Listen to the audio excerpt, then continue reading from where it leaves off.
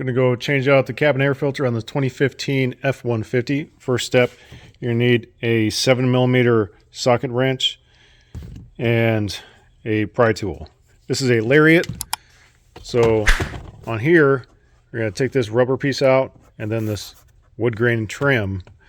On this piece right here, I'm going to lift this up, push it down, and move that up and out of the way for this dampener. And a couple of releases right here. You got to push these in, pull down on both sides. And the box drops out of the way. And that is where the cabin air filter is. Unfortunately, it is behind the top part of this glove box. So get this stuff here out of the way. We're going to have to pull off up this rubber trim piece. This is a Lariat, so we have to remove this plastic decorative piece here. It's just held in by these little plastic stamps.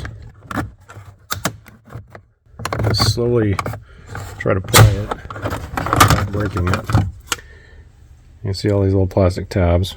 Now there's going to be a 7mm here and here. Got to remove. Got to take these trim pieces out here. We'll just pull out. It might be kind of tricky. Might need a pry tool. Let's give it a good tug. Push that out of the way. You don't need to disconnect that.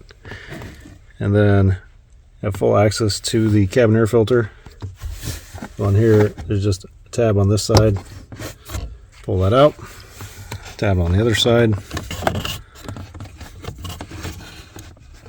Pry that out. And then you have access to the cabin air filter. And then you just give that a good tug. Pull it out. This one's been changed recently. And put in the new one. With that cover, you set that back in place.